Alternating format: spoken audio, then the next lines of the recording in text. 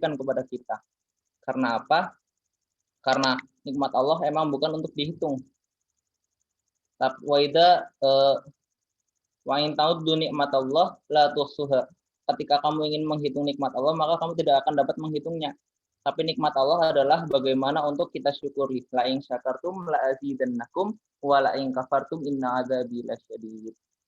Salawat serta salam selalu tercurahkan kepada junjungan besar Nabiullah Muhammad Shallallahu Alaihi Wasallam yang telah membawa Islam dengan kesabarannya, yang telah merelakan seluruh hidupnya demi memperjuangkan Islam, yang telah merelakan kekayaannya demi Islam, yang sehingga sampai sekarang nikmatnya Islam tidak hanya dirasakan oleh baginda Nabi, tidak hanya dirasakan oleh sahabat-sahabat Nabi, tapi kita semua umat muslim di dunia ini yang sampai sekarang masih merasakan nikmatnya iman, ihsan, dan Islam.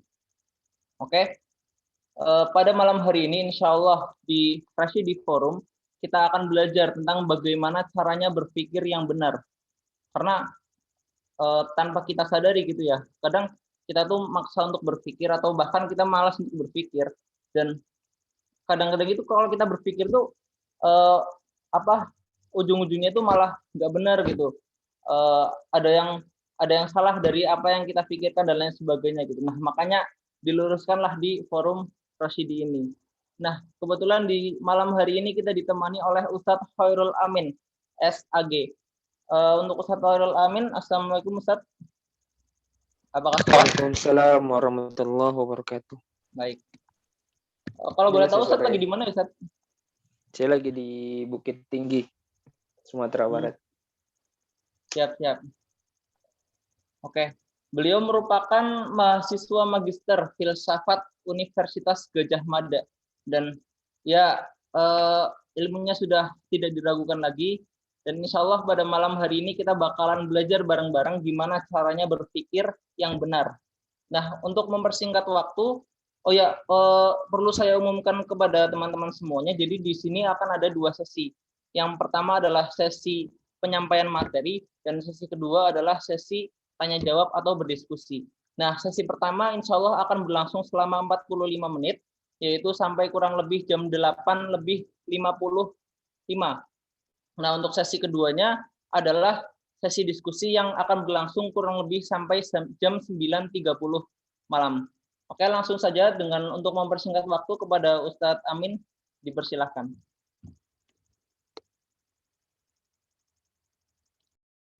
Oke, baik. Bismillahirrahmanirrahim. Assalamualaikum warahmatullahi wabarakatuh. Waalaikumsalam warahmatullahi wabarakatuh. Alhamdulillah, syukurillah, salatan wassalaman ala rasulillah wa ala alihi wa ashabihi wa man walah. Wala hawla wala quwwata illa billah illa alil azim. Radiyahu rabba wa bil islami dina wa bi muhammadin nabiyya wa rasula rabbi zidna ilma. Allahumma inna nas'aluka min ilman nafian wa rizqan wasi'an wa salamatan fid dunya wal akhirah wa na'udzubika min ilmin la yanfa wa qalbin la yakhsha wa du'a'i la yusma wa min nafsin la tasba.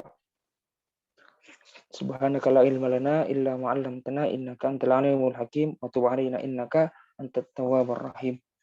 Alhamdulillah, saya sapa dulu semuanya. Assalamualaikum warahmatullahi wabarakatuh. Waalaikumsalam.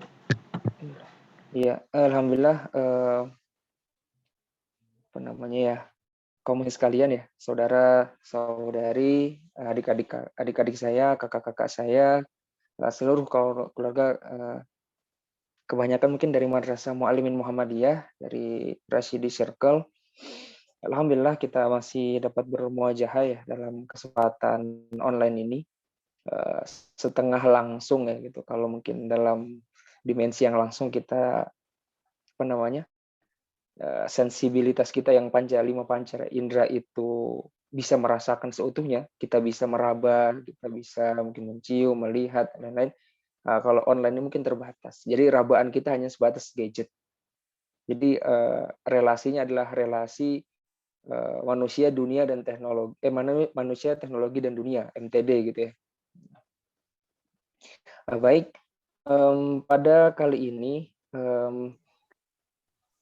adik-adik dari Rashidi membawakan kemarin ya, request salah satu tema Ustadz Azam itu kemarin, itu berkaitan dengan bagaimana berpikir benar seperti itu.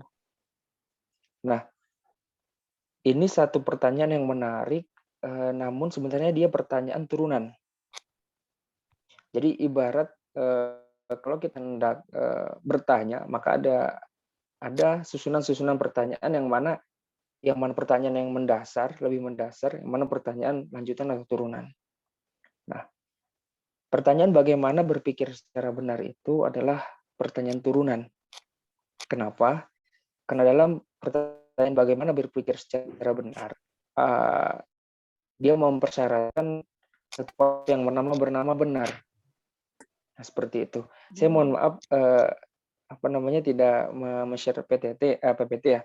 Tapi kurang lebih saya mungkin akan hanya merepetisi beberapa materi, mungkin nanti ada beberapa elaborasi yang disampaikan oleh Ustadz Samsudin Arif dalam papernya itu yang berjudul ilmu kebenaran dan keraguan gitu ya.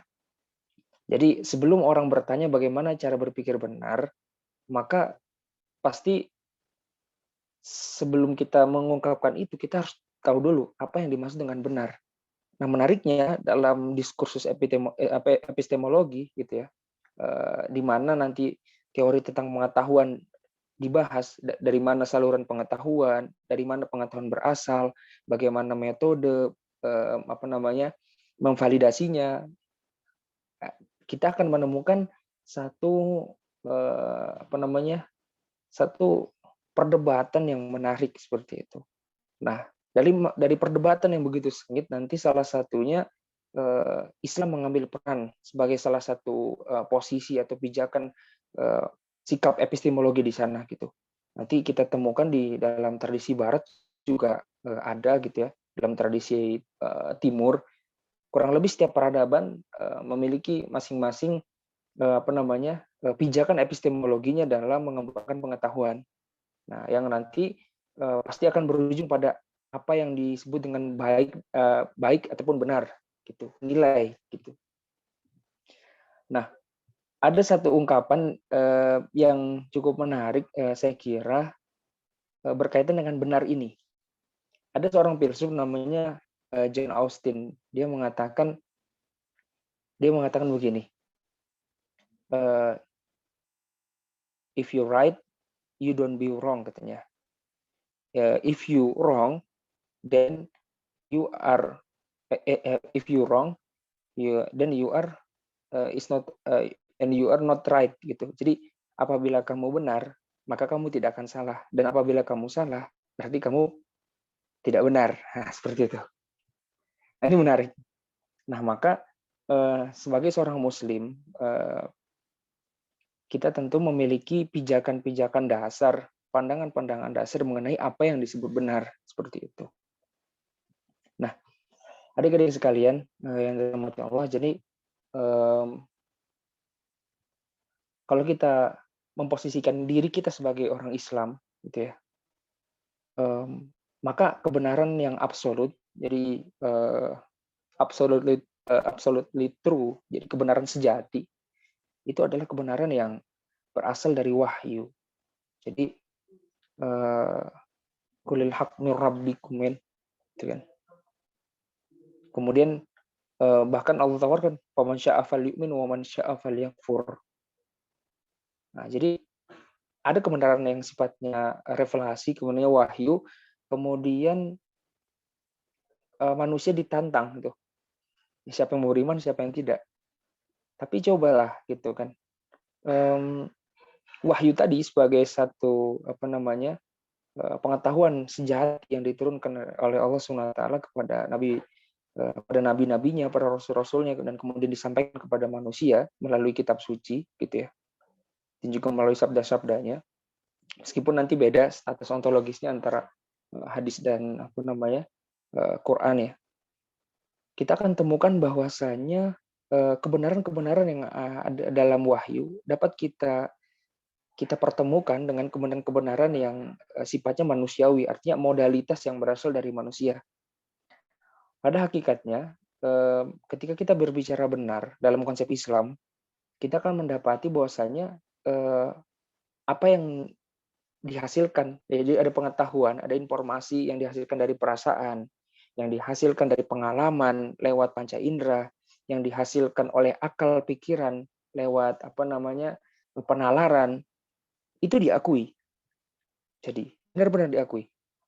Nah, hanya saja yang namanya kebenaran dalam saluran-saluran yang sifatnya dari manusia itu terbatas. Jadi terbatas. Kalau kita berbicara soal akal mesti terbatas. Kalau kita bicara soal panca indera terbatas. Kalau kita berbicara soal perasaan terbatas. Apalagi kalau sudah berbicara intuisi, prasangka, ini kan kadang-kadang apabila jiwanya kotor itu, maka hati nuraninya tidak bersih sehingga tidak tergerak ke arah kebenaran. Mungkin kita bedah ya. Dalam Islam sendiri setidaknya ada empat sumber pengetahuan gitu. Yang pertama adalah hawasul khams, jadi panca indera. Jadi melihatnya mata, mendengarnya telinga, membaunya hidung, mengecapnya alat peraba misalnya. Itu diakui kebenarannya gitu. Jadi ketika kita melihat ikan, ya ikan itu terlihat oleh mata, maka ikan itu ada dan diterima, oh ya ikan itu ada. Nah, kemudian ini yang di dalam bahasanya Immanuel Kant itu pengetahuan sebagai a posteriori gitu ya. A posteriori gitu ya. Pengetahuan dari apa yang terindra dulu kemudian diolah oleh akal. Kemudian nanti yang kedua ada pengetahuan yang sifatnya rasio, artinya berasal dari akal nalar manusia, pikiran gitu ya. Nah, dalam pikiran ini kalau Immanuel Kant itu menyebutkan sebagai a priori, pengetahuan a priori. Jadi ada di dalam akal gitu. Nah, ini mengalami perdebatan yang luar biasa kalau dalam berbicara dalam konteks barat, perdebatan sangat luar biasa mengenai yang a priori dulu atau a posteriori. Pengetahuan itu a priori atau a posteriori, itu perdebatannya panjang sekali. Nah, ini yang akan menghasilkan nanti kalau teman-teman mungkin sedikit membaca ya kebingungan yang terjadi di barat ya. Filsafat itu kan sebenarnya makna asalnya mencintai kebijaksanaan. Tapi kalau di barat maknanya bergeser jadi spekulasi seperti itu.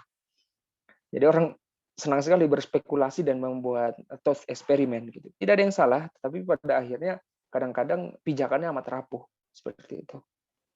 Nah, dari gara model pengetahuan yang sifatnya a priori atau a posteriori tadi, nah itu kita dapat itu ada orang yang kemudian sangat empirisis gitu ya. Ya sangat apa-apa dianggap ada kalau pengetahuannya dapat dirasakan secara panca indera misalnya. Misalnya saya tidak percaya kepada gambar yang menjadi background saya itu ada yang tahu mungkin masjid apa itu? Itu di Maroko itu ya. Semoga ada yang bisa ke sana, adik-adik saya tuh. Di Maroko. Zaki mungkin ke sana ya nanti ya. Amin, amin, amin. Ya, nah itu di masjid itu. Nanti dicari masjidnya, harus tahu tuh apa nama masjidnya. Nah, masjid itu saya belum pernah ke sana. Saya belum pernah menyaksikan dengan mata kepala saya sendiri, saya belum pernah menyentuh bangunan-bangunan masjid itu, kemudian saya tidak pernah menjejakkan kaki di dalamnya, saya tidak pernah sujud di dalamnya gitu. Mencium aromanya gitu. Nah, kalau orang yang dia seorang empirisis absolut dan dikonsisten, maka dia mengatakan tidak ada. Saya belum mengalami, maka itu tidak ada. Seperti itu. Sama dia mengatakan dengan akhirat ada apa tidak gitu kan. Wah, akhirat nggak ada. Ya kan saya belum mengalami, jadi ya nggak tahu gitu. Itu permasalahan. Nah, kemudian orang-orang yang mendasarkan diri sebagai rasionalis gitu, rasional absolut misalnya, hanya menjadikan pengetahuan itu udah nggak sesuatu yang berasal dari rasio gitu ya. Dari akal dulu baru kenyataan. Manusia sebagai pengada berpikir kemudian merespon segala macam yang ada di sekelilingnya sebagai pengada yang lain. Nah, itu kita temukan juga terjadi kebingungan dan keterbatasan gitu. pada kenyataannya kan akal pikiran manusia terbatas, dan kita bisa apa namanya, bisa rasakan dan kita temukan dalam kehidupan sehari-hari kita gitu.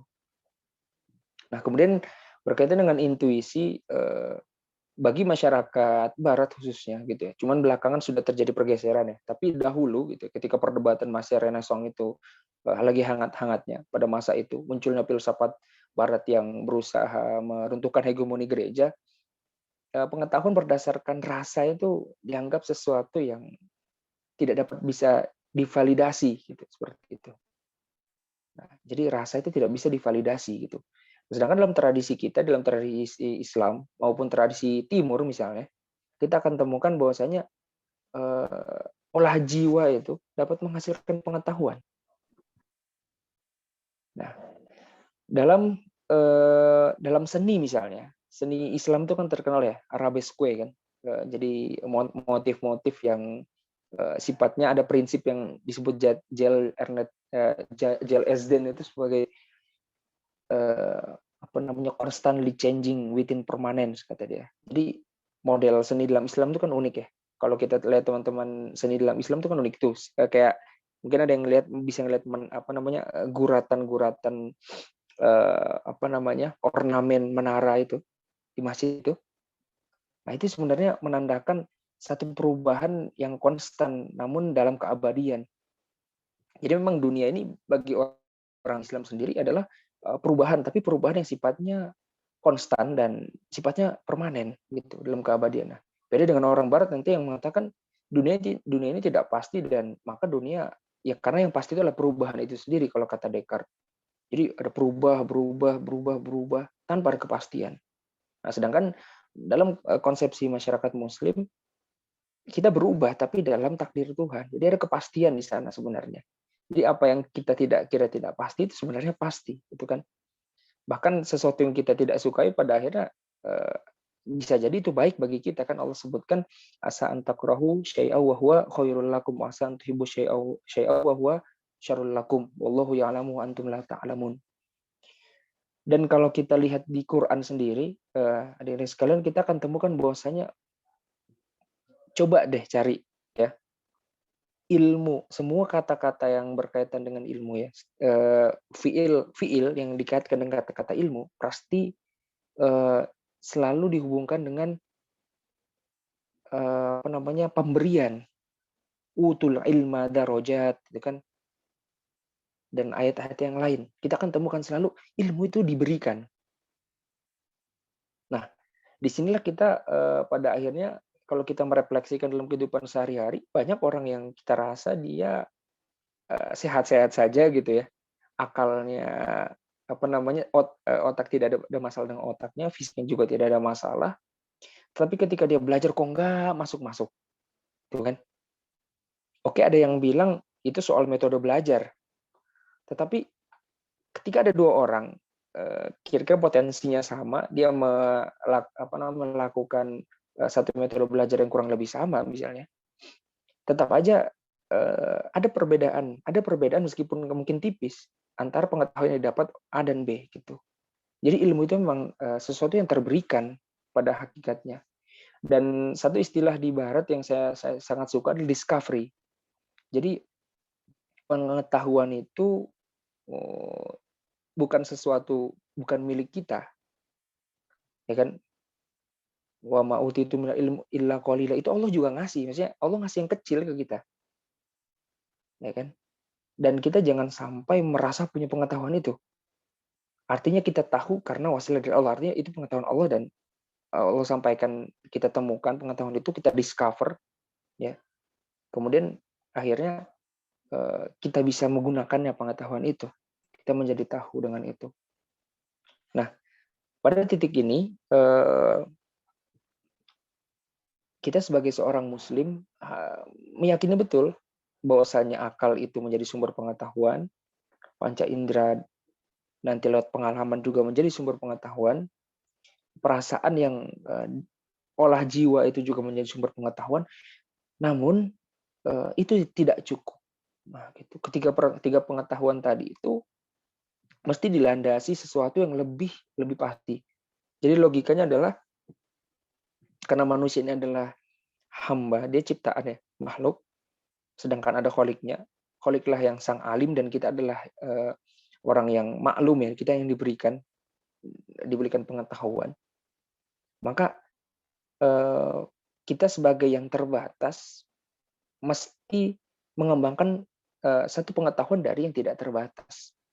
Nah, disitulah Allah Subhanahu Wa Taala sebagai pemberi yang memiliki ilmu ya, maha mengetahui gitu ya. Allah Sami'un Alim gitu ya. Nah, situ kita jadi belajar gitu. Oh iya. Sehingga maknanya Allah akan meninggikan orang yang berilmu itu beberapa derajat ya.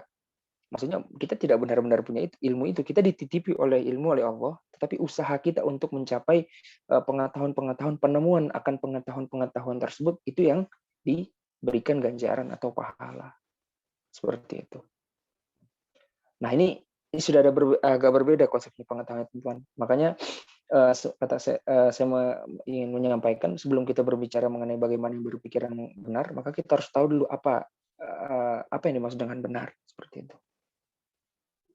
Nah, jadi kalau dalam epistemologi Islam, kita sebagai Muslim kita meyakini bahwasanya setidaknya 4 saluran itu yang menjadi pengetahuan kita, dan 4 saluran ini yang bisa dikonfirmasi dia benar atau tidak gitu.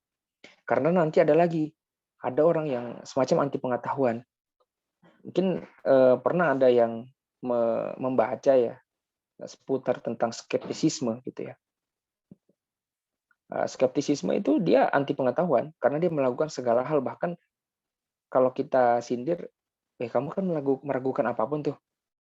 Nah, meragukan apapun, berarti pernyataanmu sendiri kamu meragukan dong. Nah, pada akhirnya kalau mereka konsisten ya mereka meragukan pernyataan mereka tentang tidak ada kebenaran yang bisa dicapai, sehingga mereka pada akhirnya terjebak dalam lingkaran setan gitu ya. Terjebak dalam lingkaran setan dan mereka tak akan bisa mencapai kebenaran karena sejak awal mereka sudah menolak kebenaran itu sendiri gitu. Dan menjadi skeptik atau menjadi orang yang amat sangat meragukan itu berbeda dengan menjadi kritis. Kritis yang benar itu adalah keingintahuan kita untuk mencapai yang benar. Berbeda dengan skeptik gitu ya. Maksudnya skeptisisme di sini ya. Kalau sudah kita berbicara mengenai skeptisisme, yang adanya terjadi adalah kita akan meragukan apapun. Seakan-akan kita meragukan semuanya dan kita dianggap keren gitu ya. Kalau udah bicara soal ngeyelan, ngeyel banget gitu ya. Sampai akhirnya kita ngeyel sama ngeyel kita sendiri kan bingung juga itu. Nah, terus yang kedua itu ada relativisme ya. Ada indiyah itu ya. Jadi relativisme itu kamu benar, saya benar, dia benar, kita benar gitu. Dalam konteks sosial, tentu dalam hal yang sifatnya praktikal mungkin kita bisa menempatkan hal itu, tapi yang sifatnya fundamental itu tidak bisa. Contoh begini, saya kasih permisalan. Ada orang yang mengatakan Tuhan itu tidak ada orang yang mengatakan Tuhan itu ada dan hanya satu, ada orang yang mengatakan Tuhan itu ada 3, ada orang yang mengatakan Tuhan itu ada 3 dalam 1. Nah, itu bingung tuh. Kira-kira semuanya benar atau bagaimana? Atau hanya satu saja yang benar, gitu kan? Karena secara esensial tidak mungkin benar itu ditimpakan kepada seluruh pernyataan tadi gitu kan? Karena semua pernyataan itu adalah pernyataan yang kontradiktif. Gitu. Ibaratnya ada 1 tapi kita bilang 2, atau ada 1 kita bilang 3, atau ada 1 kita bilang 4. Nah, itu kan tentu sesuatu yang tidak logis dan tidak masuk di akal kita bahwasanya semuanya benar gitu.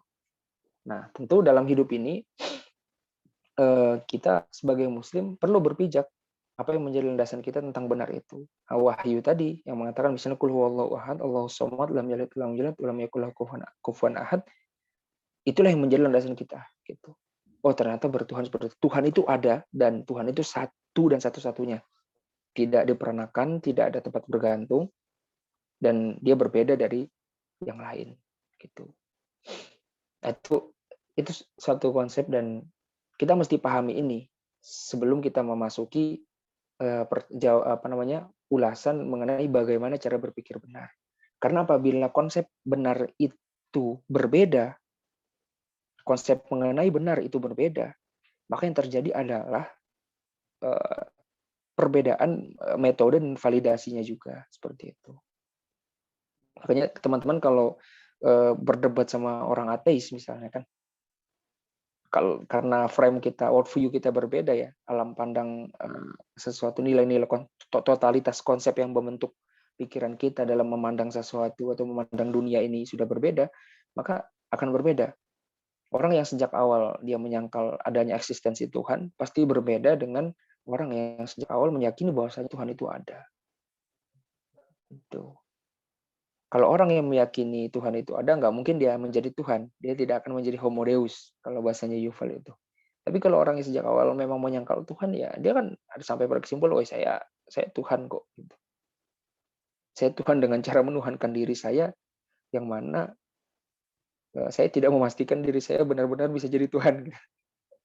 Karena saya mati misalnya. Nah, itu adik-adik sekalian. Jadi ini penting sekali.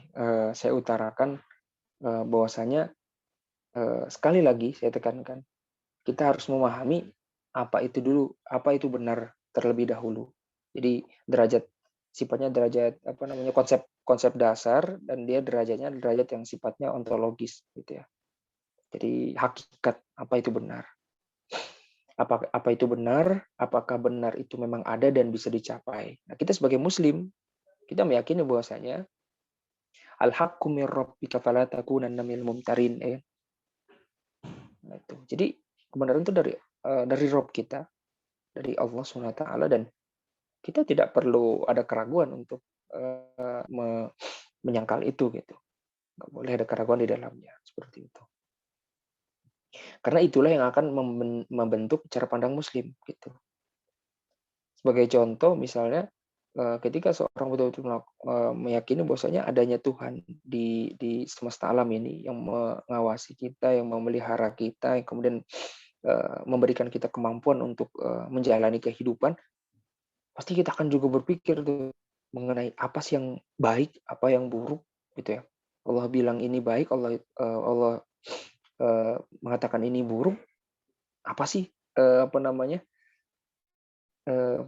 konsekuensinya gitu, dampaknya misalnya tidak boleh membunuh orang, kita akan temui, oh iya, akhirnya jiwa rasa kita mengenal, intuisi kita bergerak, akal kita berputar gitu ya, kemudian panca indera kita mengamati, oh ya ternyata memang pembunuhan itu akan mengakibatkan sesuatu yang amat buruk di kemudian hari gitu misalnya.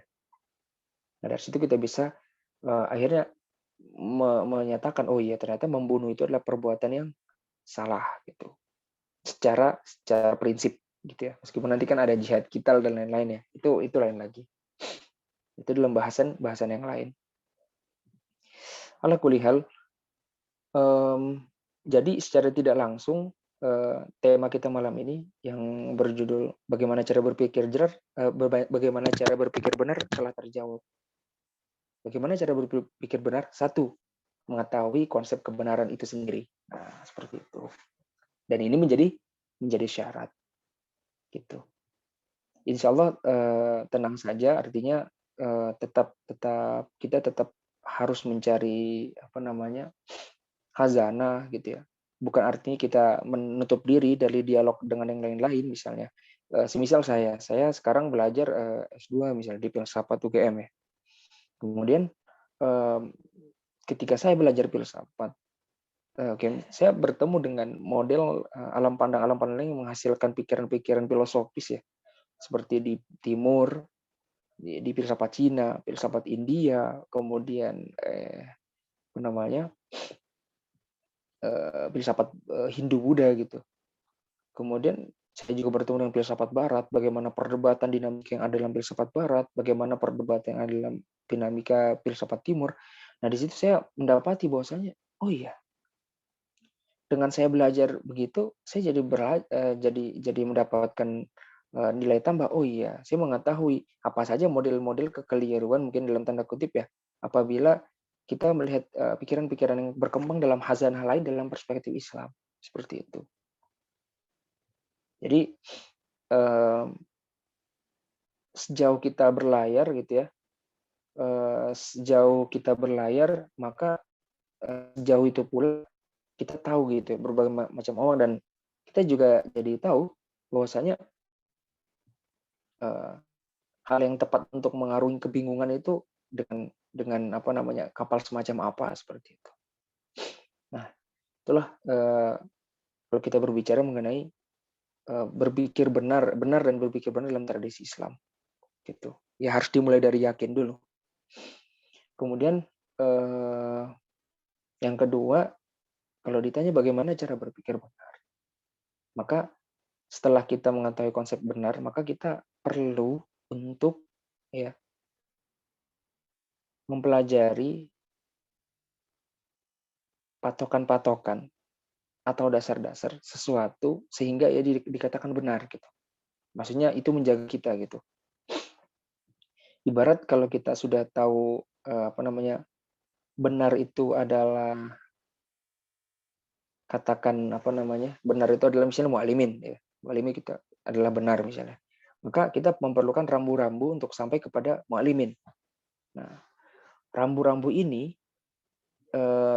tentu tidak serta-merta kita ciptakan sendiri gitu ya. Bisa kita bernalar sendiri tentu ya. Bisa kita mencari pengalaman kita sendiri. Tetapi ujung-ujungnya bisa jadi tersesat kalau kita tidak punya panduan. Nah, lantas panduan itu apa? Itu orang-orang yang benar. Seperti itu. Jadi pertama mengetahui konsep benar itu sendiri. Yang kedua adalah kita perlu mengikuti orang yang benar gitu. Nah, maksudnya seperti apa? Yaitu orang-orang yang memang dia mengkaji kebenaran itu sendiri dan dia konsisten atau istiqomah di dalamnya. Gitu. Nah, dalam konteks Islam adalah para ulama-ulama kita, ulama-ulama Rabbani kita. Gitu. Yang mana ketika mereka istami'ul qawla ya fayatabi sana gitu ya. Jadi ketika ya mereka apa namanya tahu mereka tentang yang benar, mereka ikuti gitu ya. Ya mereka apa namanya susul itu dengan kebaikan. Atau orang-orang yang para ulama kita yang mengetahui apa namanya kebenaran kemudian mengamalkan dalam amal-amal soleh gitu. Nah, jadi itu teman-teman, kita butuh rambu-rambu gitu. Kita tidak mengatakan oh ya enggak, saya seorang yang independen, saya orang yang merdeka, berdaulat, adil dan makmur gitu. No, jadi satu tradisi untuk mencapai pertanggungjawaban akan pengetahuan yang benar itu ya melalui pedoman atau rambu-rambu gitu, yaitu orang-orang yang menjadi patokan atau rujukan-rujukan kita. Gitu. Sebagai contoh saya katakan, misalnya kita ingin mengetahui apa namanya, bagaimana keadilan, konsep keadilan. Lantas kita sebagai Muslim yang sejak awal itu berpijak pada epistemologi kita, seharusnya idealnya ya kita bebas berkelana mencari teori-teori keadilan dalam hazanah lain. Tidak ada masalah kita membaca itu pengayaan apa namanya penambahan wawasan gitu ya. Kita belajar teori keadilan di barat, teori keadilan di timur gitu ya, untuk menambah kebijaksanaan, kewawasan gitu. Tetapi tetap saja keadilan, konsep keadilan yang paling mendasar kita letakkan dalam pondasi itu adalah keadilan dalam perspektif epistemologi Islam. Seperti itu. Nah, bukan juga artinya setelah kita mempunyai satu sudut pandang ya dalam hal ini epistemologi Islam, lantas kita juga tidak berdialektika gitu dengan apa namanya hazanah-hazanah lainnya gitu.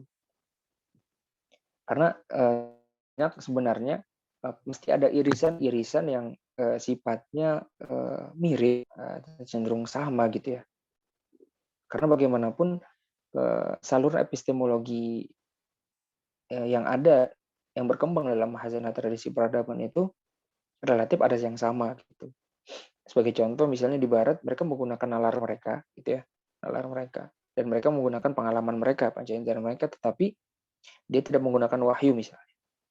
Nah, saat kita mereka mengembangkan pengetahuan dan kita mengembangkan pengetahuan, maka tentu pasti ada hal-hal yang sama, ada hal-hal yang beririsan gitu.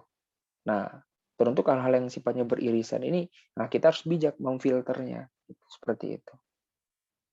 Jangan ujuk-ujuk kita tolak semua, tapi ujuk-ujuk kita ambil semua juga gitu. Harus ada pijakannya seperti itu. Itu yang kedua. Yang ketiga, bagaimana cara berpikir benar, gitu ya. Setelah pertama kita mengetahui konsep kebenaran itu sendiri, gitu ya, sebagai dasar pijakan, kita kemudian mengikuti rambu-rambu orang yang berpikir benar. Yang ketiga adalah biasakan diri untuk berefleksi, gitu. Biasakan diri untuk merenung. Nah, ini yang satu fenomena yang sedikit banyak, mungkin sedikit terjadi di alam modern ini, di alam medsos, terutama di alam sosial media, di mana banjir informasi terjadi, kita kehilangan kemampuan untuk merefleksikan diri kita. Jadi ada pengetahuan, ada informasi, lantas kita terima itu sebagai pengetahuan, bahkan pengetahuan yang valid, yang pengetahuan yang langsung kita share, yang langsung katakan ini benar, gitu kan. Wah, kemudian ketika ada orang menanya, oh mohon maaf mas, kayaknya itu hoax deh, keliru. Terus kita katakan enggak, ini benar, gitu kan. Tadi saya dapatnya gini misalnya.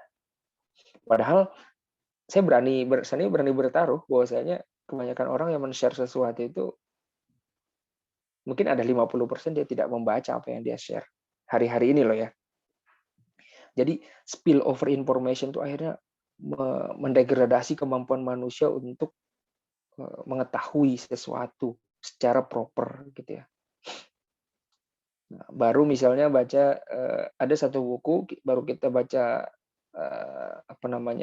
satu bab, kemudian lantas kita menjustifikasi gitu ya, simpulannya ini gitu. Padahal kan ya belum tentu gitu. Bisa jadi nanti ada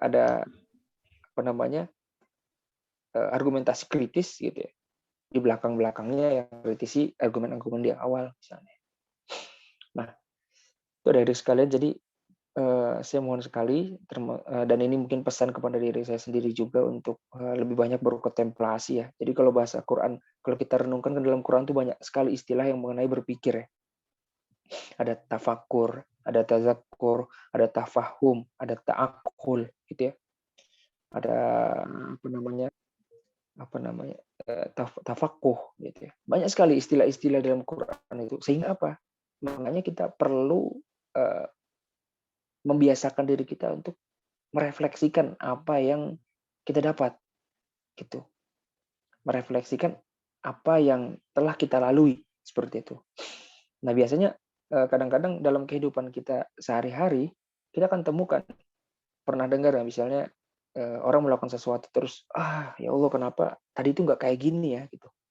Ya kenapa tadi itu, jadi semacam penyesalan. Nah, model-model penyesalan itu yang biasanya terjadi dalam masyarakat kontemporer, masyarakat modern sekarang, yang kehilangan kemampuan untuk menganalisa, merenung, menganalisa, ya, berkontemplasi, merencanakan sesuatu dengan perencanaan yang matang gitu.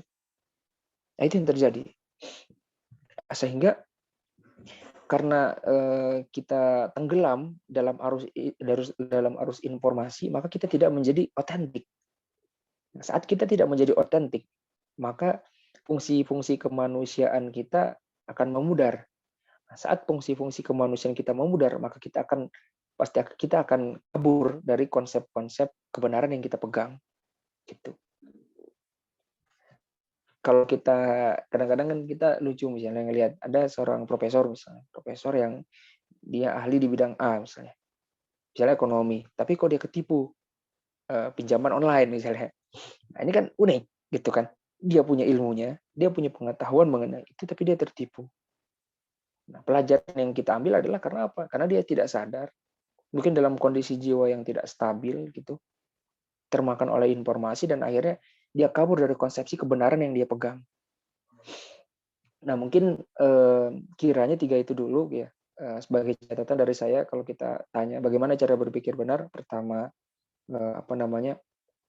kita harus tahu dulu konsepsi benar itu apa gitu ya, dan kebenaran seperti apa yang kita yakini. Kemudian yang kedua, dan itu tentu bisa dipertanggungjawabkan. Yang kedua, kita mengikuti orang-orang yang berpikir benar gitu ya, sebagai pedoman gitu. Dan memang kenapa orang-orang yang berilmu itu ditinggikan beberapa derajat, karena dia telah menemukan apa yang disebut dengan kebenaran itu kan. Seperti itu. Kemudian yang ketiga adalah mulai luangkan waktu untuk berkontemplasi ya. Untuk bertazakur, bertafakur, bertafahum, bertafakuh. Nah, mungkin seperti itu dari saya. Nanti bisa ditambah ya teman-teman dalam diskusi. Mungkin itu pengantar singkat dari saya. Assalamualaikum warahmatullahi wabarakatuh. Saya kembalikan kepada moderator.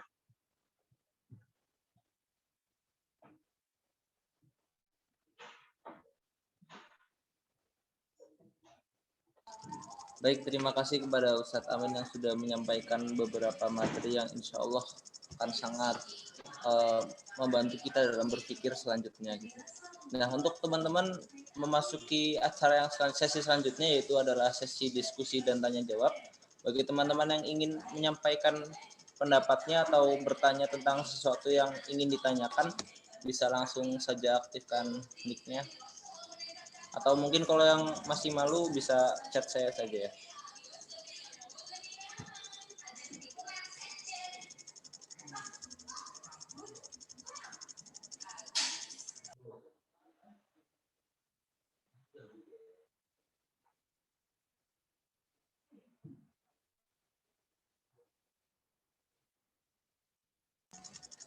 Silakan.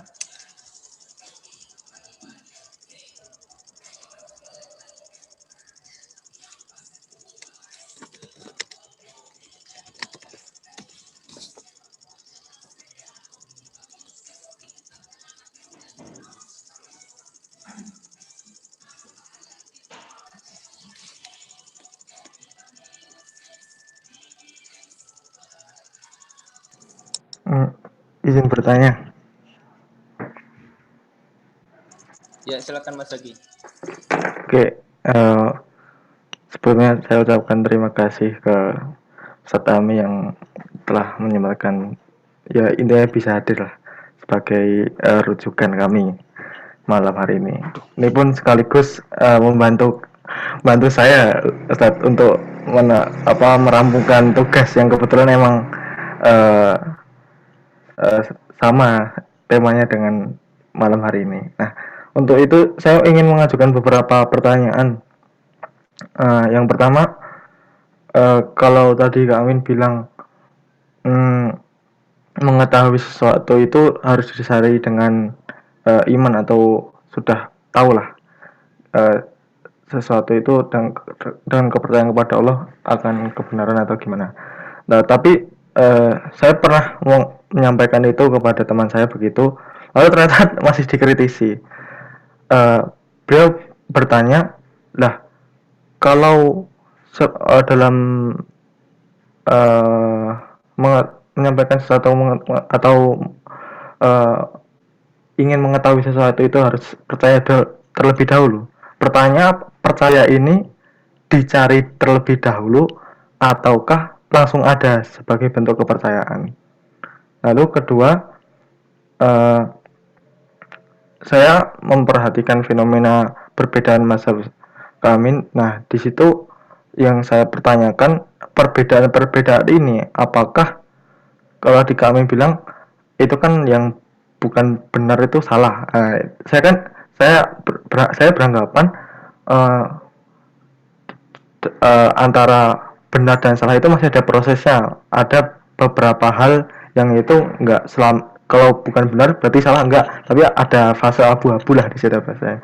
Nah, saya ingin pertanyakan fenomena semacam perbedaan mazhab ini, apakah antar mazhab ini benar dan salah Dan ini sebenarnya nggak cuma mazhab sih, atau apapun pendapatnya, apakah benar ini, kata benar ini banyak turunannya. Jadi benar yang macam apa, benar yang macam apa, baru nanti kemudian masuk ke fase salah.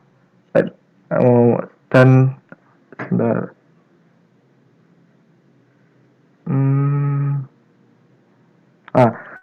Ah, dari tadi yang pertanyaan ketiga mungkin kebenaran, tentang kebenaran Tuhan yang ada pada yang melalui wahyu itu, vitamin yang ada pada, bisa jadi pada Al-Quran dan hadis. Nah, itu apakah kebenaran ini itu selalu bisa menjawab segala sesuatu yang ada pada zaman sekarang, atau bagaimana? Nah, karena ada orang di luar sana yang bahkan sedikit apa ya, panas telinganya ketika dibilang kita harus merujuk pada Quran dan hadis. Mereka bilang, oh, dikit-dikit Quran hadis, dikit-dikit Quran hadis. Nah, ini sebenarnya pemikiran macam apa yang benar atas hal fenomena ini. Dan yang ketiga, yang keempat, standar apa ini? Uh, Standar, kalau tadi kan kata kami bilang untuk mengetahui kebenaran itu yang fase kedua adalah mengetahui patokan dengan mengikuti rambu-rambu dari orang yang benar. Permasalahannya adalah orang-orang yang benar ini standar kebenarannya seperti apa? Apakah kita sendiri itu bisa menentukan orang ini benar atau salah, sedangkan kita pun belum tentu tahu apakah kita ini benar atau salah gitu. Sekian dari saya. Mohon maaf banyak sekali pertanyaannya, ada 4. Assalamualaikum warahmatullahi wabarakatuh. Assalamualaikum warahmatullahi wabarakatuh. Saya boleh izin langsung jawab ya? Ini banyak sekali soalnya. Ya, silakan Ustaz. Ya, pertama kalau memang berpatok pada kebenaran itu dicari dulu gitu ya. Kebenaran itu dicari dulu atau dia langsung ada gitu ya, terberikan. Begitu ya, Zaki ya? Iya, Ustaz. Nah, ini yang menarik nih. Kalau kita merujuk misalnya dalam kasus Al-Quran misalnya, Nabi Ibrahim itu kan menarik kan. Ini ro'aitu apa? Kaukaba, ini ro'aitu apa namanya? Syamsa gitu kan. Dia ngelihat bintang-bintang gemintang, dia melihat matahari dan haza akbar kata dia. Ya kan? Tapi kok ujung-ujungnya tenggelam kan. La uhibul afilin kata dia. Saya nggak suka loh, masa matahari begitu besar gitu kan. Tapi kok dia tenggelam gitu. Nah, di sini saya ingin mengatakan memang ada gerak ganda sebenarnya. Jadi apa yang membentuk manusia itu kan adalah lingkungan dia sebenarnya. Jadi manusia itu kalau kita mau kita konsepsikan dalam filsafat manusia ya, gitu kan. Manusia itu kan adalah makhluk individual sekaligus makhluk komunal gitu ya. Jadi orang yang dia secara individu independen, tapi dia membutuhkan masyarakat. Makanya kita nggak akan, sulit sekali mungkin di mana kita temukan orang yang manusia yang hidup sendiri gitu kan. Kalaupun dia hidup sendiri pasti dulu pernah hidup komunal gitu kan.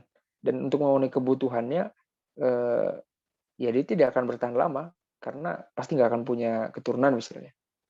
Nah, di sini saya akan mengatakan bahwasanya memang perihal mengenai kebenaran itu dia itu terberi dan dicari gitu. Jadi memang harus ada usaha gitu, ada usaha. Tapi kita juga tidak menutup dari hal-hal yang misalnya menjadi saluran kebenaran itu wujud di kita gitu. Misalnya begini, saya dalam benak saya gitu ya, sesuatu yang misalnya kita ambil contoh apa ya, membunuh misalnya. Membunuh itu benar atau tidak gitu kan. Ada orang yang tahu membunuh itu benar atau tidak, misalnya setelah dia membunuh gitu. Wah ternyata membunuh itu salah gitu misalnya. Terus ada lagi yang membunuh, oh membunuh itu benar. Nah, kebenaran dalam taraf tersebut bisa jadi relatif ya, dalam artian saya ingin katakan bahwasanya kebenaran itu adalah proses gerak ganda gitu ya. Proses gerak ganda artinya kita mencari dan dia terberi seperti itu. Dan pada titik tertentu dalam kalau kita berbicara soal kebenaran ini kan, kalau kita berbicara konsep kebenaran, karena kebenaran adalah konsep yang sangat mendasar, fundamental dan sifatnya kunci ya, konsep kunci dalam setiap pemikiran, maka akan sangat luas derajat ontologisnya, jadi derajat hakikatnya. Nah, kalau kita sudah berbicara mengenai konsep-konsep kunci, ya kebenaran mengenai konsep-konsep kunci, misalnya konsep alam, apa itu alam, kemudian manusia, apa itu manusia, kemudian konsep apa itu Tuhan misalnya, adakah Tuhan misalnya. Nah, sampai yang pada derajatnya secara eksistensial dia paling mendasar. Jadi maksudnya derajat eksistensial paling mendasar itu adalah kalau konsepnya beda tentang itu, pasti beda cara menjalani hidup. Orang yang berbeda mengenai konsep manusia, pasti beda cara memperlakukan manusia. Orang yang berbeda mengenai konsep ketuhanan, pasti dia akan berbeda cara memandang kehidupan. Ini terjadi dalam lapangan saintifik, ya, dalam sains natural, sains kealaman, dan ini juga terjadi dalam sains sosial. Makanya orang yang ateis, ya, dia pasti punya corak khas dalam model-modelnya. Ketika dia masuk dalam sains natural, dia akan menjadi seorang empirisisme absolut misalnya. Dia pendukung saintisme gitu, kayak Richard Dawkins, God delusion misalnya. Ketika dia masuk dari rumpun pengembangan ilmu sosial, orang yang worldview ateistik itu dia jadi seorang relativis gitu. Kamu benar misalnya. Akhirnya konsep mengenai kebenaran itu tidak jelas, akhirnya nisbi. Ya, tidak ada kebenaran, itu kebenaran hanya sebuah terma saja gitu, karena dianggap semua orang benar, padahal secara eksistensial dia berbeda dengan kebenaran yang dia dianut, berbeda dengan orang lain. Nah, mengenai kebenaran ini sendiri sebenarnya kita ya, khususnya dalam masyarakat Muslim ya Zak ya, dan semuanya, kita hidup dalam satu lingkungan tradisi Muslim, dan kita dibiasakan atau didoktrin ya, dalam tanda kutip didoktrin untuk mempercayai misalnya Al-Quran, hadis ya, dan sumber-sumber keagamaan kita dalam memandang kehidupan. Nah, di sini kita perlu memilah memang yang mana yang sifatnya konsep yang sangat eksistensial gitu ya, yang paling mendasar. Makanya saya katakan tadi, kalau kita berbicara yang paling eksistensial ya mungkin ya rukun iman itu, rukun iman, kepercayaan kepada yang 6, kemudian konsep pengetahuan, kemudian konsep hidup itu apa sih maknanya gitu kan. Ternyata dalam Islam tuh hidup itu ada hidup di dunia dan ada hidup di akhirat. Nah, ketika hal-hal itu sudah berbeda, maka implikasi akan sangat luas. Nah, tetapi kalau perbedaan misal begini, perbedaan yang lebih derajatnya tidak relatif, tidak mendasar, tapi dia kesekian. Misalnya bagaimana memperlakukan pencurian gitu kan. Dalam Quran memang dikatakan misalnya pencuri ya faktau aidiyahuma misalnya, dipotong tangannya, tetapi kan dalam penerapannya, pengetahuannya, bagaimana nabi sebagai pribadi yang diberikan wahyu gitu ya, diturunkan kepadanya wahyu, tidak mengamalkan dalam semua kasus. Nah, pada kita temukan di sana, spirit yang paling fundamental itu apa? Dilarang mencuri. Tetapi kalau ada kasus mencuri, bagaimana menghadapinya, gitu kan? Nah, ini ada panduannya. Tetapi panduannya dipahami seperti apa? Ini dipahami seperti apa? Ternyata ada panduan khususnya juga, gitu kan? Jadi tidak serta merta. Nah, pada akhirnya betul dalam Hazanah Filsafat Barat itu ragu itu memang diperlukan dalam filsafat. Jadi dalam berpikir itu memang menggeleng dahulu kemudian mengangguk.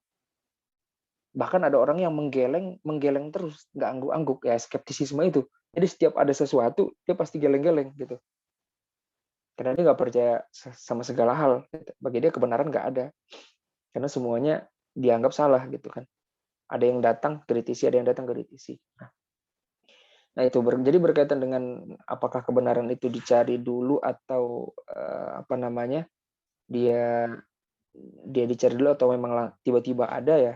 Saya katakan itu adalah gerak ganti. Jadi proses kita menjadi manusia itu sendiri itu kita ada sebagai diri kita dan kita ada sebagai masyarakat. Maka sebagai contoh misalnya Nabi Muhammad kan juga dia terlahir dalam masyarakat dan yang mana kemuliaan masyarakat Quraisy itu kan ada pada Nabi. Tetapi kejahatan, keburukan, kejahilan yang ada dalam Nabi dalam masyarakat Quraisy itu Nabi tolak kan. Jadi ada proses menjadi manusia seutuhnya dalam individu dan menjadi manusia seutuhnya sebagai bagian dari masyarakat seperti itu. Dan kita terdidik dalam itu. Nah, yang namanya tradisi saintifik, pengetahuan saintifik, ya segala macam ilmu pengetahuan ya dilahirkan dalam satu tradisi itu. Dan tradisi itu pasti adalah kumpulan-kumpulan individu kan. Nah, keyakinan-keyakinan yang ada dalam tradisi itulah yang membentuk seorang individu dan individu itulah yang membentuk tradisi. Jadi ada gerak ganda di sana. Nah, saya hanya ingin katakan pada akhirnya dalam konteks kita sebagai Muslim, ya kita lahir besar dalam tradisi Islam itulah yang menjadi landasan dasarnya gitu, landasan dasar kita dalam menyatakan apa itu benar. Nah, kemudian kita juga bisa memilah nanti benar yang dimaksud ini benar dalam taraf apa, hak atau batil, ya kan? Hak atau batil, khoto atau shawab, prinsip atau cabang, gitu ya, usul atau furu. Perbedaan dalam usul pun nanti ada pakem-pakemnya gitu. Coba saya ingin tanya kepada Zaki, ada nggak Zaki temukan bahwasanya di dunia ini aliran Islam yang menyatakan Tuhan itu dua? Tidak ada. Dalam hazanah di makolat Islamin, di kitab-kitab akidah misalnya, kita tidak akan ketemukan itu. Kalau ada satu orang Islam menyatakan Tuhan itu dua, bukan Islam pasti. Nah, itu yang saya katakan itu satu hal pokok yang Syiah dengan Sunni itu perdebatannya sangat luar biasa. Dia punya hazanah tafsir sendiri, punya hazanah fikih sendiri, punya hazanah tasawuf sendiri. Tapi orang Syiah tidak pernah mengatakan Tuhan itu dua gitu. Tuhan itu satu gitu. Ya, imam lah gitu kan. Ada imam dipuja sebagai demigod ya mungkin derajatnya maksum gitu kan. Tapi imam bukan Tuhan gitu. Ya, itu representasi gitu kan mungkin dalam Syiah Gulat mungkin. Tapi dia tidak akan mengatakan ya doktrin tauhid itu tidak berubah. Di Mu'tazilah juga kita temukan yang sama. Mu'tazilah tidak merubah doktrin tauhid. Seperti itu. Nah, ini hal-hal yang sifatnya fundamental eksistensial saya katakan. Jadi kita berbicara mengenai Tuhan, oh ya, Tuhan itu ada dan dia hanya satu dan satu-satunya. Nah, itu yang tidak berubah. Nah, tapi ketika nanti dalam hal turunan terjadi perdebatan ya kita harus mengambil sikap gitu. Dalam penalaran rasional yang ada, yang tersedia gitu ya, nah, kita memilih yang mana gitu. Kalaupun kita menghadirkan argumentasi baru, sekuat apa argumentasi kita? Nah, tentu didasarkan dengan sumber-sumber yang ada atau valid. Jadi mungkin agak berputar, Zak. Jadi intinya kebenaran itu dia harus dicari dulu atau terberi. Saya katakan dia proses ganda. Ya, proses ganda. Kita proses menjadi seorang muslim, isyhadu bi anna muslim ya.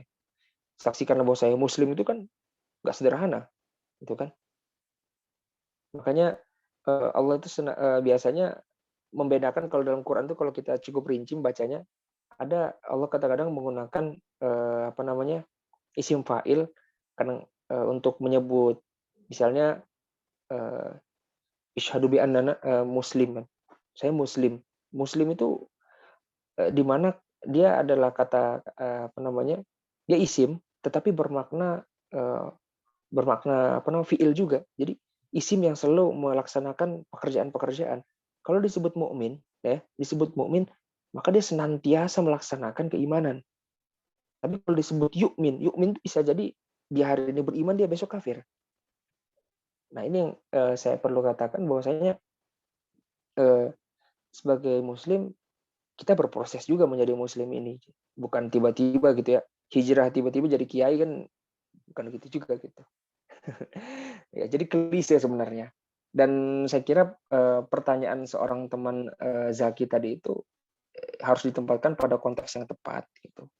Dalam konteks Barat memang betul ada namanya skeptik metodik, ya, skeptik metodiknya René Descartes. Tetapi skeptik metodik itu memang bukan ditujukan kepada hal-hal yang sifatnya eksistensial tadi. Descartes ya mengakui bahwasanya Tuhan itu ada. Descartes mengakui Tuhan itu ada. Tetapi di akhir tidak sampai membahas Tuhan kan dia. Maksudnya dia tidak begitu rinci gitu kan, karena hanya menggunakan akal jelas terbatas, akal tidak mungkin dapat menalar Tuhan seperti itu, sangat terbatas. Jadi kalau katanya Syekh Sulaiman Al-Ashqar itu apa namanya, Allah itu yuhaditsu apa namanya, nafsahu an ibadati an ibadihi gitu ya. Jadi Allah itu mengabarkan dirinya itu kepada hambanya. Allah itu memperkenalkan dirinya gitu. Sebagai contoh dalam bentuk yang paling sederhana, kayak Nabi Ibrahim tadi, dia ngelihat alam kan, tuh kan, siru fil ardi kan, siru fil ard, kemudian bagaimana dia melihat alam, nggak mungkin alam ini manusia yang buat, pasti ada yang buat gitu. Nah itu tahap pertama. Tahap berikutnya ya akhirnya sadar Tuhan itu hanya satu-satunya kan, dan tauhid di sana gitu, agama yang hanif. Nah, seperti itu. Nah, kalau konteksnya hanya soal yang kedua, menjawab soal kan ada mazhab-mazhab ya. Berlanjut saya kembali jawab yang kedua tentang mazhab-mazhab. Ya mazhab itu kan konsekuensi dari fikih, ya kan. Dan fikih itu adalah faham. Jadi sejak awal kalau ada orang belajar fikih tapi dia tidak menerima ikhtilaf, ya, ada orang belajar fikih dia tidak menerima ikhtilaf, berarti dia tidak mengerti akan makna fikih itu sendiri gitu. Jadi yang namanya ijtihad fikih ya, terutama hal-hal yang kecil ini, dia bahas soal hukum misalnya ya, dia sudah sampai pada wilayah khoto dan shawab. Jadi ya pasti ada yang benar, salah satunya benar, tapi yang salah pun dapat, yang khoto pun dapat ganjaran kan, yang shawab dapat ganjaran karena betul-betul berijtihad. Nah ini bukan ijtihad kaleng-kaleng ya, bukan ijtihad yang karena proyek gitu, benar-benar dia ijtihad mengenai suatu masalah. Jadi konsekuensi kita belajar fikih dari awal, kita sudah harus paham bahwasanya fikih itu pasti akan menghasilkan perbedaan. Dan perbedaan itu justru mendatangkan rahmat ya. Dalam rahmat kenapa? Karena masyarakat itu sangat berbeda-beda, pertama ya. Zaman itu berbeda-beda, makan tempat itu juga berbeda-beda. Ya Kak, situasi geografis, situasi masyarakat itu dapat mengakibatkan perubahan hukum seperti itu. Nah, jadi kalau ada orang, kalau kita sampai pada titik ya lantas yang mana yang benar tuh antara mazhab-mazhab, ya kan? Ya kita pilih saja gitu. Masing-masing saya kira punya argumen. Kalau katanya Imam Abu Hanifah itu kan hum rijal wa nahnu rijal. Ada laki-laki, saya laki-laki, maksudnya itu Anda bisa memaksimalkan potensi dalam menggali pengetahuan itu, dan saya juga bisa gitu. Nah, tapi ini konteksnya mazahib ya, imam mazhab itu, aimatul mazahib ya. bukan kita ya. Ya santri ini. Santri Google. Nah, itu. Jadi tidak perlu risau gitu. Nah, kalau ada orang yang betul-betul sejak awal dia tidak menerima perbedaan mazhab, sejak awal dia tidak paham fikih itu sendiri. Gitu. Karena secara alamiah artinya konsekuensi belajar fikih adalah siap menerima perbedaan gitu. Nah, kita boleh berdebat seluas-luasnya ya. Ada istilah, ada qadiyah, ada masail. Dalam masail kita silahkan berbuat semacam-macam ya. Silahkan kita berargumentasi gitu maksudnya. Tentu dengan model-model metodologi yang bisa dipertanggungjawabkan seperti itu. Ya, kalau juga kita bernalar tanpa metodologi yang bisa dipertanggungjawabkan ya kita juga salah gitu kan, sebenarnya kacau gitu karena tidak bertanggung jawab. Nah, tapi yang jelas kurang lebih begitu. Kemudian yang ketiga Mohon maaf, ketiga tentang apa tadi Zak? Ini yang apa? Apakah kebenaran Tuhan yang ada pada Quran hadis itu selalu bisa menjawab persoalan yang ada pada zaman sekarang? Oh, iya. Nah, berkaitan dengan Al-Quran sendiri ya, teman-teman.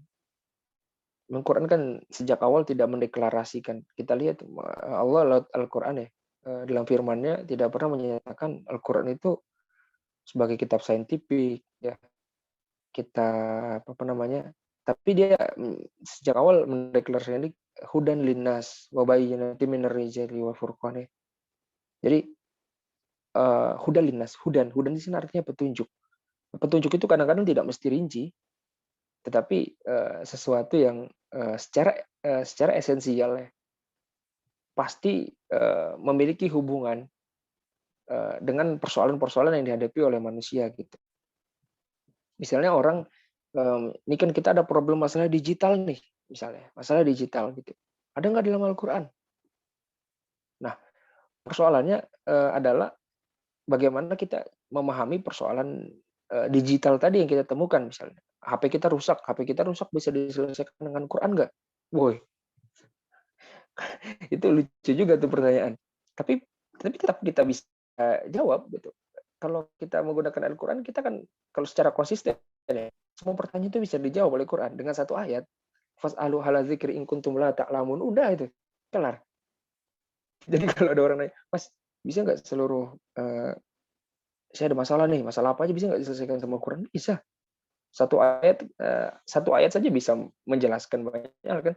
Fas'alu ala dzikri in kuntum la ta'lamun. Kalau nggak tahu tanya orang yang dia pakar di bidang itu. Dan orang untuk menjadi pakar kan mestinya harus dapat dorongan-dorongan motivasi kan untuk belajar kan pasti kan. Dalam Islam ya kan, utul ilmu darajat. Orang yang diberikan ilmu beberapa derajat diangkat derajatnya beberapa derajat. Artinya kita disuruh menuntut ilmu. Nabi mengatakan apa namanya, diwajibkan ya atas orang muslim dan orang muslimat perempuan itu untuk thalabul ilm.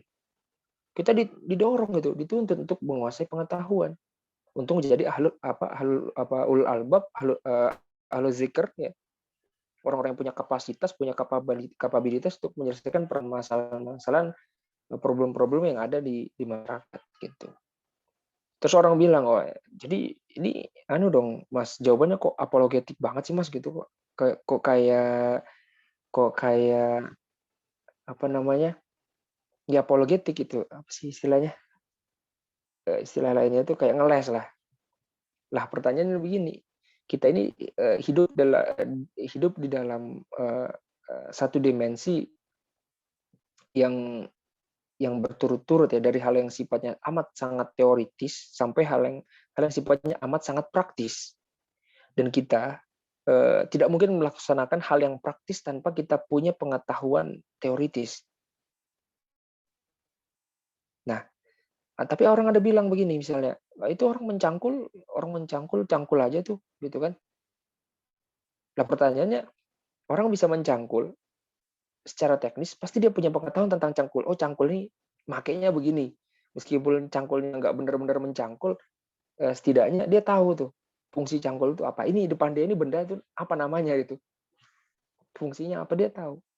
Jadi pengetahuan-pengetahuan yang sifatnya teoritik ya, sedikit pasti dia akan menjadi ruh atau daya dari pengetahuan dari hal-hal yang sifatnya pengetahuan praktikal gitu. Nah, jadi kita hidup dalam dimensi seperti itu. Makanya saya katakan, apakah HP itu terhubung dengan Allah? Terhubung dalam beberapa tingkatan gitu. Apakah buah pisang itu terhubung dengan Allah? Itu terhubung lewat beberapa tingkatan. Misalnya pisang diproduksi dari pohon pisang ciptaan Allah. Jadi selalu ada istilahnya hierarki di sana, hierarki yang menyambungkan tahap-tahapan bahwasanya Tuhan itu, Allah itu maha kuasa dan dia pusat segala sesuatu, dan di mana pusat segala sesuatu itu adalah milik Allah gitu kan. Orang meninggal innalillahi wa inna ilaihi rajiun. Kenapa kita diminta mengatakan seperti itu? Karena memang hakikatnya ya kita ini milik Allah dan kita akan kembali ke Allah seperti itu. Jadi semua hal bisa dijawab Quran gitu. Kalau dia agak iseng-iseng tanya jawab apa istilahnya dia bertanyanya agak iseng-iseng jawab aja iseng deh. Antum pernah dengar nggak ayat ini apa namanya? Nuhala zikr in kuntum lata lamun. Kelar deh semuanya itu. Karena anjuran Quran soal itu jelas kan. HP-nya rusak ya ke apa namanya? Ke servis counter service gitu. Iya itu kadang-kadang orang-orang itu kan bertanya ini sih kadang guyon ya itu jawab aja kita guyon tapi guyon yang berkualitas memang benar-benar ada landasan pengetahuan. Nah itu kemudian ada lagi kayaknya tadi yang keempat ya. Iya Kak, apa standar orang yang benar gitu. Eh, Iya iya iya iya iya. Jadi ada ungkapan menarik gitu ya. Al-haqqu la yu'rafu birrijal walakin ar-rijalu yu'rafu bil haqq gitu ya. Jadi orang itu tidak orang itu bukan apa namanya? Haqqu la yu'rafu birrijal. Kebenaran itu tidak diketahui dari orang, tapi walakin ar-rijalu yu'rafu bil haqq. Jadi tapi orang itu yang diketahui karena dia benar. Nah, tentu di sini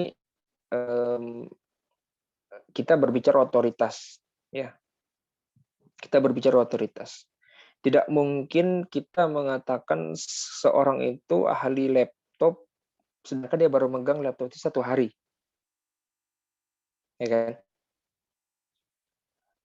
Kalau kita mengatakan seseorang itu ahli laptop misalnya, ya setidaknya mungkin 10 tahun dia belajar IT gitu ya. Sehingga ketika ada kerusakan dikit saja dia tahu, oh ini rusaknya di sini. Gitu. Ada seorang ahli mesin. Jadi dikatakan ahli mesin apa karena dia 1 hari memegang mesin? Ya kan enggak. Pasti ada proses tahapan perjalanannya dia untuk mempelajari mesin itu. Nah, sama dalam hal agama misalnya, ya kita nggak bisa apa namanya belajar dari bisa ya. Maksudnya kita mengambil hikmah dari orang-orang yang hijrah dalam pengertian hijrah terus dia menyebarkan kebaikan lewat postingan-postingannya itu sungguh luar biasa itu dakwah.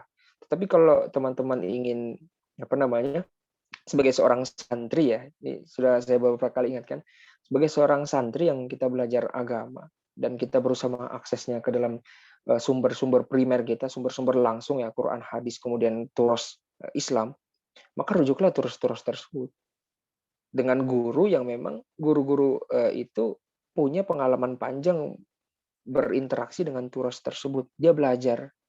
Nah, makanya kenapa Ibnu Sirin itu mengatakan pentingnya seorang guru sanad itu ya, pentingnya sanad ya. As-sanadu minad-din itu kan. Maka perhatikanlah kalian dari mana kalian mengambil sanad itu kan. Nah, itu juga salah satu penting. Kita penting melihat jangan sampai misalnya khususnya adik-adik anak-anak muallimin gurunya adalah Google gitu. Nah, makanya mulai membiasakan juga selain kita juga menguatkan literasi kita membaca untuk meluaskan diri ya wawasan kita perlu guru-guru kita gitu. Nah, seringkali kadang-kadang kan mungkin kita merasa diri kita cukup, lantas kita tidak berguru kepada orang ini kesalahan fatal seperti itu. Jadi bagaimana seseorang itu kita ketahui dia benar, ya lihat bagaimana sejauh apa dia berinteraksi dengan kebenaran itu sendiri dengan pengetahuan. Misalnya teman-teman ingin mengetahui kebenaran tentang apa namanya fikih misalnya. Ya lihat seberapa jauh dia belajar tentang fikih, seberapa keras usahanya, seberapa waktu yang dia habiskan untuk mempelajari itu. Nah, itu memperlihatkan kualitas dia. Seberapa banyak karya yang dihasilkan, seberapa banyak permasalahan yang dia jawab, dia selesaikan gitu. Nah, di situ kita melihat kualitas orang ini benar atau tidak gitu kan. Karena ada yang mohon maaf ada yang kita merujuk ingin mengetahui ilmu syariat ya misalnya. Kita ingin mengetahui jawaban fikih misalnya. Kita ada pertanyaan mengenai usul fikih. Tapi kita tanyakan kepada orang yang sama sekali nggak akrab dengan itu gitu. Makanya banyak kalau di Indonesia ini yang saya agak prihatin ya misalnya di dalam kasus kita di perguruan tinggi Islam banyak ahli-ahli Islam itu yang ya mungkin dia mengambil ini ya, doktoralnya ada yang antropologi, doktornya ada yang sosiologi, itu nggak ada masalah sebagai wawasan. Tetapi wawasan kedalaman turasnya pasti berkurang. Seperti itu. Beda mungkin dengan kasus asatid-asatid yang dia memang mengambil pendekatan-pendekatan, dia belajar ilmu-ilmu sosial atau ilmu sains, sains kealaman, tetapi dia mengaitkannya dengan khazanah-khazanah turas dan dibimbing oleh orang-orang yang capable seperti itu. Nah, itu salah satunya sih. Jadi kita bisa memilah orang yang bisa jadi rujukan kita seperti itu. Dan kalau ini tadi ada moderator bilang ya bukanlah, kalau saya bukan rujukan lah. Saya seperti teman-teman kita ini masih banyak belajar.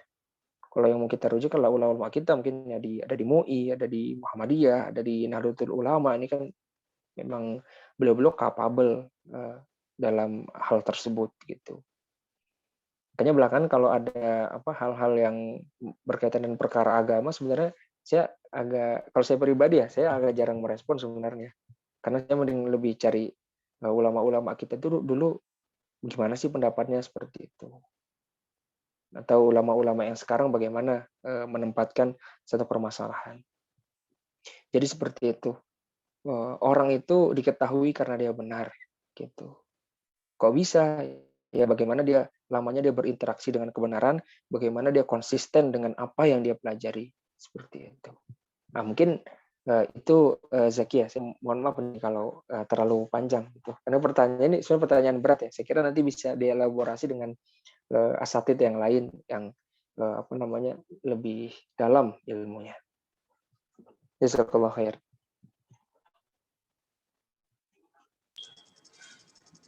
Baik, terima kasih kepada Mas Zaki udah mau bertanya 4 sekaligus pertanyaan, dan kepada Ustadz Amin yang sudah menjawab satu persatu dengan baik.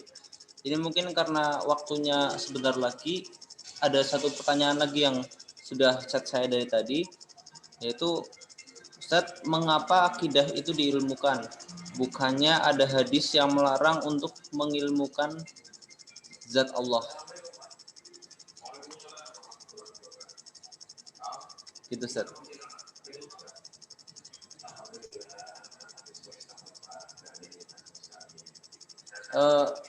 Mic-nya belum di-unmute, Ustaz. Oh iya, jazakallah khair. Terima kasih sudah diingatkan. Nah, jadi pertanyaannya kenapa akidah itu perlu diilmukan? Ya agar bisa dipelajari gitu. Sesuatu yang tidak dia dikonsepsikan, maka sangat sulit orang lain mempelajarinya seperti itu. Dia cenderung akan belajar dari awal gitu. Kenapa ada namanya ilmu itu ada namanya taksis ya, pengasasan, kemudian memberikan pondasi gitu kan. Karena suatu pengetahuan itu dia akan disebut mapan, dia akan disebut sesuatu yang dapat dipelajari secara baik gitu ya. Apabila dia terstruktur secara baik pula gitu. Nah, itulah yang menjadikan akidah itu kepercayaan kita yang tadi misalnya rukun iman, kemudian rukun Islam itu menjadi sangat-sangat luas gitu ya. Pembahasannya sangat luas dan sangat dalam, juga rinci gitu. Ya, karena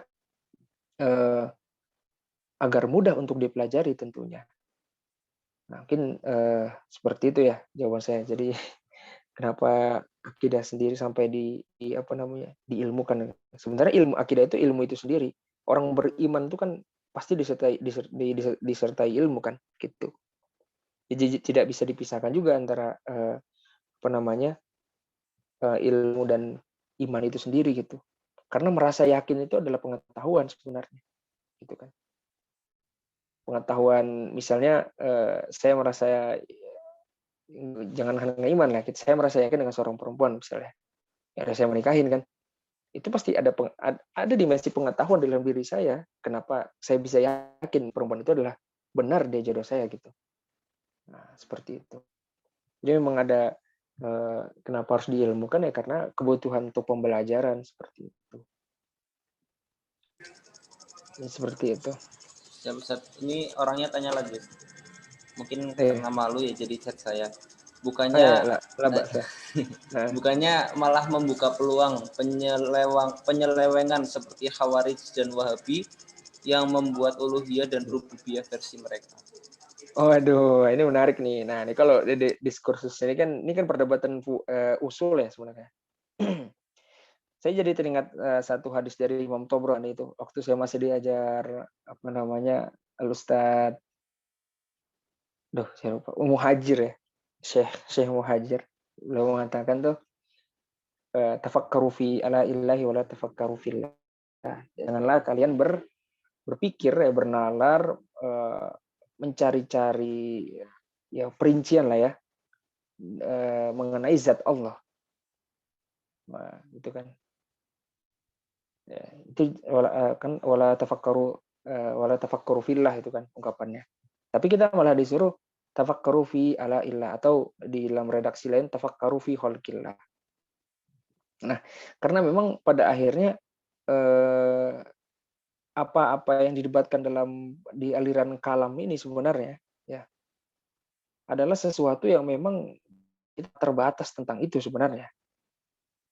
Nah, adapun kita sebagai misalnya Ahlus Sunnah ya, tadi menarik juga tuh ada ungkapan penyelewengan Wahabi misalnya. Ya, mungkin karena Asy'ari ya gitu ya misalnya.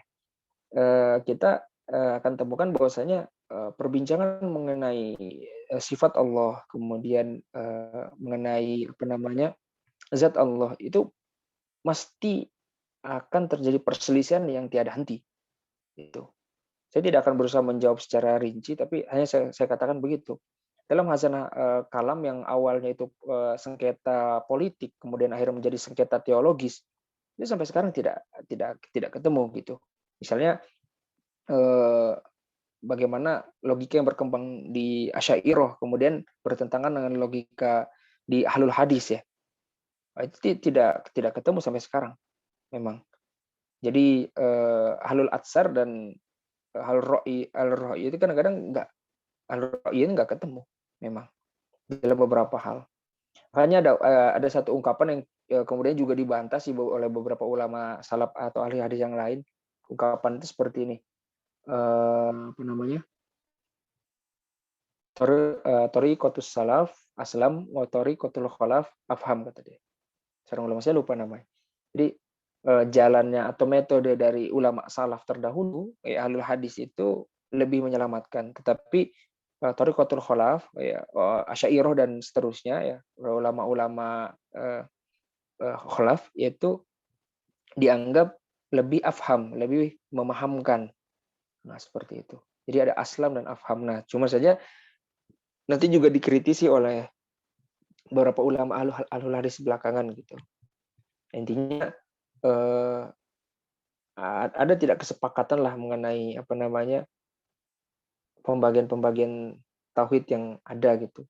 Misalnya pembagian tauhid oleh Ibnu Taimiyah misalnya kan tauhid rububiyah, kemudian uluhiyah, kemudian asma wa sifat. Tapi juga ada tidak kesepakatan hadis misalnya dalam pembagian penentuan sifat-sifat Allah, misalnya dalam oleh As-Sanusi misalnya kan 20 sifat Allah, itu kan terjadi perbedaan-perbedaan. Nah, dalam hal yang sifatnya perdebatan zatillah, saya sebut perdebatan zatillah, itu perdebatan mengenai zat-zat Allah SWT atau sifat ya, zat wa sifatillah, kita pasti hanya akan sampai pada diskursus yang melelahkan, seriusan, melelahkan dan kadang-kadang cenderung emosional, sehingga akhirnya perdebatan yang demikian jatuhnya pada hal-hal yang tidak kita inginkan, ya perpecahan, friksi atau perpecahan. Nah, kalau apa namanya saya sendiri ditanya bagaimana sikap saya gitu ya, jelas saya memilih dari salah satu pendapat begitu. Tetapi saya tidak ingin begitu larut mengingat salah satu hadis yang diriwayatkan oleh Imam At-Tabrani ya di Sahih yang apa namanya Sahih gitu. Saya ingat betul hadis itu, entah kenapa salah satu hadis yang paling saya ingat ketika saya belajar hadis akidah ya.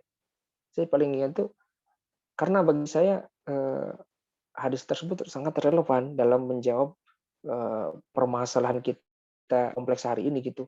Nah, tetapi ala kulihal adik-adik sekalian memahami dan mendalami bagaimana model atau struktur perdebatan itu yang ada secara ilmiah, kita mendapati faedah yang banyak loh. Nah, bagaimana cara berargumen, bagaimana cara menyusun argumen, bagaimana cara mencari celah ketika terjadi perdebatan, ya bagaimana mengolah retorika gitu kan, bagaimana jalan istinbat. Nah, itu kan kita akhirnya tahu gitu bagaimana istinbat dalam usul itu bagaimana prosesnya, bagaimana kok bisa muncul sebutan misalnya, oh kamu Asy'ariyah dan Maturidiyah itu mujassimah gitu kan. Apa mujassimah? Mereka tidak mujassimah, kemudian para orang-orang yang menolak takwil itu mujassimah misalnya. Nah, model-model pernyataan seperti ini kan pasti melalui sederet atau rangkaian argumentasi kan gitu. Nah, dari sini kita sebenarnya bisa belajar bagaimana hazanah dialektika Islam itu berkembang seperti itu. Nah, kalau saya lebih melihatnya kepada hal itu sih. Jadi saya tidak begitu mempermasalahkan selama di ahlul kiblat, itu ya. Selama di ahlul kiblat, pada akhirnya saya juga tidak begitu mempermasalahkan. Toh itu sekedar penjelasan seperti itu. Nah, kalau Allah Allah Tuhan 2 ya, Allah Tuhan 3, nah baru problem tuh, ya kan? Karena bahasanya Quran tuh laqad kafarul lazina qalu bla bla bla bla kan ila akhiril ayat. Ada 3 tuh. Laqad